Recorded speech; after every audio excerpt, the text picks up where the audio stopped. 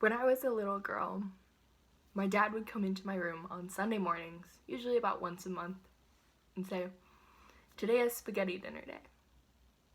Those were always special days to my brother and I because my dad traveled a lot, and on spaghetti dinner days, we knew we were going to get to spend the whole day with him. So we'd go out early to the grocery store. We'd get everything we needed: canned tomatoes, tomato paste, some herbs, but most of them came from our garden, and fixing for meatballs. My job with spaghetti dinner was usually the meatballs. I can remember to this day sticking my hands into the cold ground beef, the breadcrumbs, the herbs, the eggs, mixing it all together. My hands would get so cold and numb that I would have to stick them under warm water for a few moments before continuing. Mixing that ground beef felt like forever, but eventually my dad said I could stop and start forming the meatballs for him. These were the best days. We would spend all day from maybe 10 in the morning until 5 cooking spaghetti dinners. At 5 o'clock we would eat, we would sit down, and we would say our prayer. God, we thank you for this food.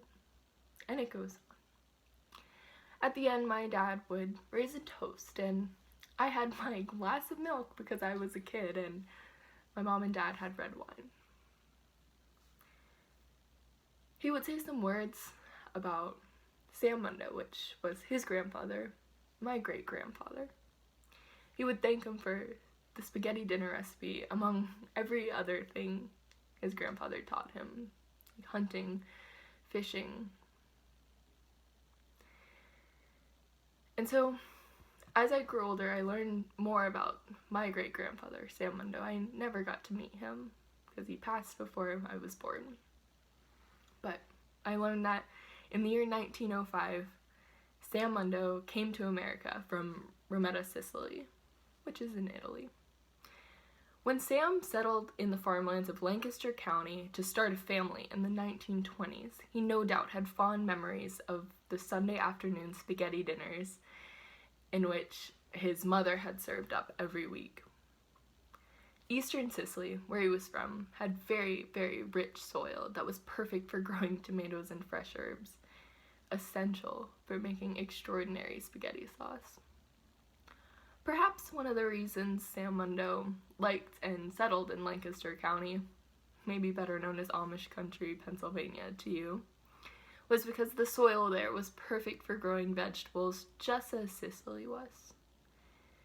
Sam Mundo grew tomatoes, and these tomatoes were luscious and juicy and quickly became the talk of the town. In 1968, Sam's quote-unquote Whopper tomatoes made the paper, and they were nothing short of legendary after that. Sam's wife, he got married, he had a family. Sam's wife, Emma, obtained the Mundo family spaghetti recipe from his family overseas in Italy, and she began to carry on the tradition of Sunday spaghetti dinners for the entire Mundo family. In 1951, Sam's son married his wife, Henrietta, in Ephrata, also in Pennsylvania, and moved into Sam's old house.